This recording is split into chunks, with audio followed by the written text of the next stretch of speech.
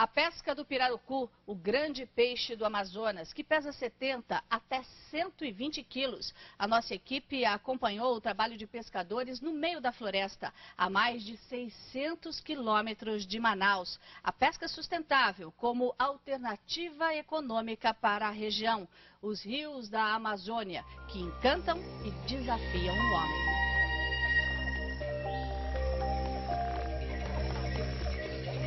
Quando as bolhas surgem na superfície, é o sinal. Está ali um dos maiores peixes da Amazônia. E foi para mostrar essa pescaria que nós fizemos uma longa viagem. Floresta e água, água e floresta, tudo se mistura na Amazônia. Identificar onde começa um e termina o outro só no mapa. A reserva de Mamirauá se confunde com outras extensas áreas protegidas no Amazonas, como a reserva de Amanã e o Parque Nacional do Jaú. Juntas, elas formam a maior área de floresta tropical preservada no planeta. São 47.400 quilômetros quadrados, entre as bacias dos rios Negro, Japurá e Solimões, uma região maior do que o estado da Paraíba. Depois de uma forte seca em todo o estado, a chuva chegou e nos recebeu. Embarcamos debaixo de um temporal.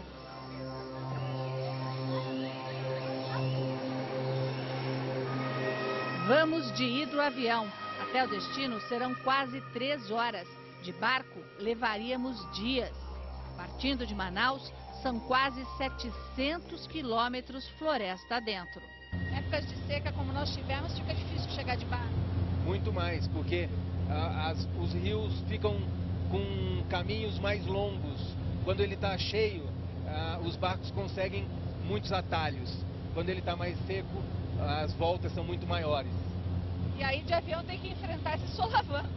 Viajar na Amazônia é sempre com alguma emoção, porque o tempo muda muito rápido, como é uma região com poucas montanhas, com quase nenhuma montanha nessa Amazônia Central, o tempo pode mudar muito rapidamente. Então, são normalmente voos com alguma emoção.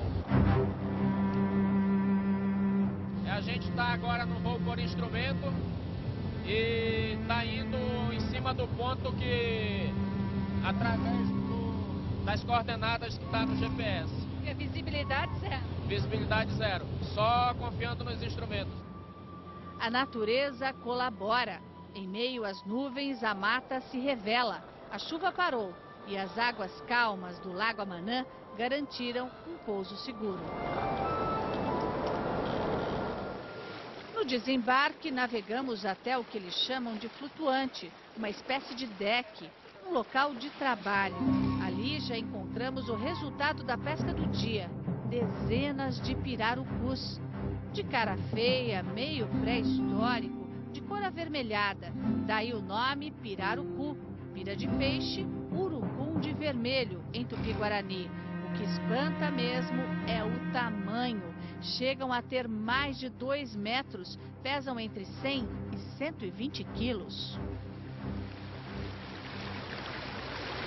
O pirarucu estava ameaçado de extinção e hoje só pode ser pescado em reservas. Os ribeirinhos precisaram ficar 3 anos sem pescar e hoje fazem a chamada pesca de manejo. Para pescar esse bicho bravo só nos lagos que se formam nas imensas várzeas dos afluentes dos Solimões. Chegar a esses locais também é um desafio. Uma curva do rio virou um lago. Então ele é separado por pequenas passagens de terra, que se inunda no período de cheia. Então nós estamos na seca, nós estamos no final da seca, daqui para diante começa a encher, e é o momento de fazer a despesca dos lagos. Então nesse momento precisa transportar dos lagos, passar pela floresta e colocar na calha do rio. Tem que caminhar no meio da floresta, tem que ter braço, força para isso. Com certeza, o cabo tem que ser mesmo ter força e bastante disposição para caminhar na floresta, porque senão não consegue. A gente desde do sábado a gente está pescando só nesse lago aqui, porque é estreito, então a gente se programou para pescar primeiro no lago e depois, quando terminar de pescar num, a gente iria para o outro. Faz parte da técnica para pegar o pirarucu o uso de redes que diminuem o espaço livre para o peixe nadar. Ele se enrosca e vira presa. Quando ele não cai na rede, os ribeirinhos também usam uma espécie de arpão. A cada 20 minutos, o pirarucu precisa subir, vir à tona para respirar. Essa é a hora. O risco da canoa virar é grande, por isso o pirarucu precisa ser abatido antes de ser tirado da água. Tem que ter força, porque só os grandes pirarucus são pescados. Um grupo pesca e transporta os pirarucus para um barracão flutuante no Lago Amanã. Outros limpam. Checam o tamanho. 202 Metros de peixe. e 2 centímetros. A brincadeira é adivinhar o peso do bicho. 51. 50? 52.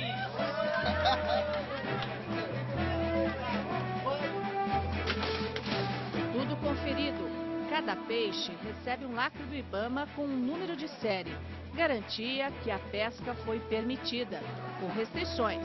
Neste ano, a comunidade de Amanã foi autorizada a pescar 300 pirarucus, 50 ou 60 peixes por dia. Pouco tempo de pesca, mas o suficiente para uma boa renda. Quanto que a pesca do pirarucu trouxe o ano passado para a comunidade? Qual a expectativa para esse ano? Ano passado trouxe na faixa de 1.200 para cada família, que ano passado era por família. Esse ano a gente está esperando a expectativa é que seja no máximo 1.500 já por sócio. As informações sobre cada peixe são anotadas com capricho no caderno. Quem anota, quem registra são as mulheres. É as mulheres do monitoramento, lá na mesa. Ou seja, o homem pesca e a mulherada controla o negócio, né? Controla. É isso aí. Está na nossa mão. É, mas além da pesca, os homens também têm outra tarefa fundamental: contar os pirarucus em cada um dos lagos. A contagem é importante porque com essa informação, o IBAMA decide quantos poderão ser capturados no ano seguinte. Neste censo, só entram os pirarucus adultos, com mais de 1,5 metro. O IBAMA dá um curso, mas é a experiência quem ensina. O senhor não é só um pescador, o senhor é um contador. O que é isso? Olha, eu passei por um curso no Jarauá. Eu trabalhei 10 dias nesse curso. Como é que o senhor consegue fazer tudo isso sem contar o mesmo peixe 2 vezes? Conta o segredo. Diferenciar a boiada do peixe e conhecer o peixe, né? Mas são todos iguais, não são? É, eles são iguais um com o outro, mas a gente tem que diferenciar ele. E consegue? Consegue. Então, a contagem ela é feita, que é estabelecida uma porcentagem de acordo com o estoque que tem. Então, se tiver 100 peixes, a gente pesca 30% desse peixe. Então, são 30 peixes que a gente vai pescar, que é para garantir o estoque do peixe sempre se multiplicando para mais. Quase 4 toneladas de pirarucu, o resultado de 2 dias de pesca na reserva de Amanã. Barcos lotados de peixes e gelo a caminho de Manacapuru, cidade vizinha a Manaus. Pesado, o barco vai navegar 10 dias. Muito esforço. Quanto tempo para descarregar tudo isso? 3 dias. 3 dias? Isso. Subindo isso daqui com esse peixe nas costas? Isso. Tem alguns que chegam a pesar 80, sei lá, quantos quilos? Pesou 100 quilos o negócio, teve um que pesou. 100 quilos. Primeiro, o pirarucu passa por uma lavagem. Depois vai para um tanque refrigerado. Alguns são cortados em filés e outros congelados inteiros. Para garantir a qualidade do pescado, ele precisa ser congelado como veio da natureza, sem a adição de água. E isso é feito em túneis especiais de congelamento, com a temperatura 30 graus abaixo de zero. Depois o peixe é conservado em câmaras frigoríficas, a 18 graus abaixo de zero. Ele chega aqui em perfeitas condições. Perfeitas condições, tá? É inspecionado, tá dentro da indústria como lá na reserva. Olha o que nós encontramos aqui. Um velho conhecido, o lacre do IBAMA. Chegam aqui das reservas. Isso quer dizer que é uma referência que o peixe é legal, é de reserva, é de manejo. Tá? Isso aqui é a identificação do IBAMA, que sem esse lacre ele não pode entrar na indústria. Sem esse lacre é ilegal. É ilegal. De Manacapuru, o peixe segue em carros frigoríficos para os supermercados do país. Graças à pesca de manejo, o pirarucu chega ao consumidor com um certificado internacional de sustentabilidade, primeiro para peixes da Amazônia. Ele foi concedido depois de um acompanhamento rigoroso do processo. Primeiramente, é verificar se a espécie está ou não em extinção, se corre risco de estar sobreexplorada. Depois, é verificado se ela foi pescada nas áreas permitidas e dentro da época do ano que é permitido, fora do período de defeso, que é quando a pesca fica suspensa para que a espécie se reproduza. E depois, se o processo que foi feito do produto no frigorífico foi sustentável também. Peixe também é rastreado. O consumidor pode ter acesso a todas as informações sobre ele. Ou seja, é um peixe com história, com certidão de nascimento, com tudo. Com DNA completo. Com certeza você vai saber desde a origem, desde quando ele foi pescado, industrializado, transportado até o consumidor final. Toda a roda, hoje como você faz na carne e no frango. E o poder da floresta de gerar riqueza sem degradar é ainda maior. Eu tinha vergonha de não conhecer a Amazônia. Eu conheço um monte de lugar no mundo e não conhecia a Amazônia. Os brasileiros começam a descobrir a Amazônia, uma região em que os turistas estrangeiros predominavam. Mas quem ainda garante metade da ocupação anual deste hotel de selva, que fica entre os rios Ariaú e Negro, são os americanos. Um movimento que dá emprego e renda. Hoje nós atendemos uma média de 1.500 a 2.500 turistas mês, dependendo da temporada, né? E empregamos aqui 250 funcionários direto e mais 400 mais ou menos indireto.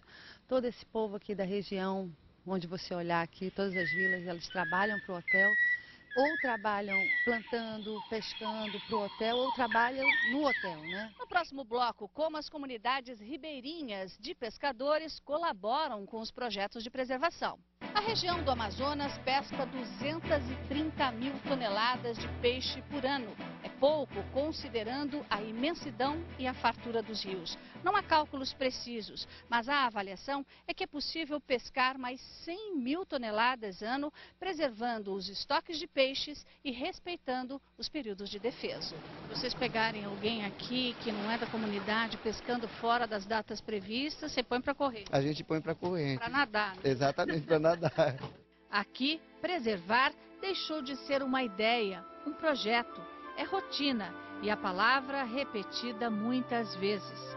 A floresta ensinou logo os limites e os benefícios da natureza. A vida do pirarucu é a nossa vida também. Nós temos o pirarucu aqui como que fosse uma poupança. Está lá no banco, lá correndo o juro, aumentando e tal. Como chega aquele período que é estabelecido para a gente pescar, a gente vai lá, pesca o peixe e aquela renda vem praticamente líquida para a mão de cada pescador. Os moradores daqui não conseguem sobreviver só da pesca. Eles também plantam e criam animais e vendem esses produtos na cidade mais próxima da vila, Tefé. Até lá são 10 horas de barco, ou seja, e de volta uma viagem de 20 horas. Pequenas vilas surgem ao longo dos rios, com 10, 15 casas no máximo, todas de madeira e suspensas. É que chegamos no final da época da seca. No período da cheia, os rios sobem até 12 metros, quase tudo alaga. Sobra pouca terra firme, por isso as famílias que não conseguem viver só da pesca aproveitam agora cada pedaço de chão disponível. A gente planta a mandioca, a mandioquinha que chama macaxeira e a banana. A gente planta o cará e jurumum, às vezes quando está na época que a gente planta o jurumum, ele dá bem. Até a melancia, às vezes a gente aproveita a terra para plantar a melancia também. À noite são só 2 horas de energia, graças a um gerador movido a diesel. Antes do sol aparecer, os homens já foram para a pesca. Às 6 horas da manhã, as crianças também vão em direção ao rio. A escola local está sem professor. Estudar só na vila mais próxima. E voltam que horas para cá? 11 horas. 11 horas. Quando tem merenda escolar, lá eles merendam. Quando não tem, Eles passam fome lá, eles vão buscar com jeito. Alheias às dificuldades, as crianças aproveitam o que a floresta tem de sobra. E nadar no rio? Você gosta do rio? Gosto mesmo. É? E o que você faz no rio? O que você mergulha? O que você faz? Eu fico na beira mergulhando na água ali. Não é perigoso? Tem jacaré aí, me contaram. Tem, mas aí já pulamos muito já. E nunca uma jacaré apareceu para te pegar? Brincam e são repreendidas, porque nos lagos e nos rios há jacarés e piranhas também. Não vimos um morador sequer dentro da água. Tomar banho, lavar roupa, tudo é feito com atenção. Para não depender tanto do rio, a Socorro improvisou um bom esquema de captação de água da chuva. É água para beber, para cozinhar? Para beber, para cozinhar, para fazer tudo. Até mesmo para tomar banho. A gente capta para a gente tomar banho. As comunidades ribeirinhas colaboram com os programas de preservação. E é uma ajuda e tanto. Só nas 15 unidades de conservação desta região são quase 8.000 famílias, cerca de 35.000 pessoas de olho em 10 milhões de hectares de floresta. O empenho aumentou com o Bolsa Floresta. O programa foi implantado há 3 anos pelo governo do estado do Amazonas, nas reservas de desenvolvimento sustentável. Áreas de proteção em que são permitidas pequenas produções, como pesca, lavoura e extração de frutas. As mães de cada família recebem R$50 por mês e assumem compromissos com a Amazônia. O principal é não desmatar, não avançar nas áreas de floresta primária. A outra é manter os filhos na escola. A outra é fazer parte da associação de moradores daquela reserva. E a quarta é, ao fazer o manejo do seu roçado, ter todo cuidado com o uso de fogo. Até hoje foram registradas cerca de 3.000 espécies de peixes na Amazônia. Mas a diversidade dessas águas é tão grande que ninguém sabe dizer exatamente quais os peixes que nadam por aqui. Só de pacu são umas 12 espécies de qualidade de pacu. Cuiú, umas 3 qualidades. Tucunaré tem umas 5 ou 6 qualidades de tucunaré. A abundância de peixes sustenta uma fauna rica no ar, na terra e na água. É fácil encontrar jacarés, principalmente à noite. Este é um filhote de jacaré-açu, um bicho que chega a 6 metros de comprimento. Bichos mais amistosos divertem os turistas, alguns só enquanto são filhotes. A bacia do Rio Negro reserva outros encantos. Amigos dos humanos, os botos espantam os jacarés em troca de alguns peixinhos. Ó, tem 2 aqui, gente, 2 botos, um do lado, olha que coisa mais linda. E ele é cor-de-rosa mesmo, não é brincadeira. Ele é rosa. E a pele dele é macia. E ele não se assusta com a gente, não. Tem um na minha perna, outro ali, outro aqui. Tem quantos aqui, Samuel? Tem 4. E eu entro na brincadeira.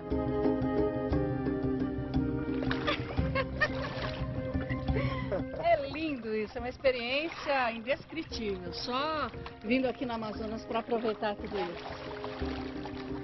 Tanta vida e explicações tão simples. Porque o rio troca muito produtos e ingredientes da terra firme, né? Então é um rio sempre com muita riqueza biológica, com muita alimentação.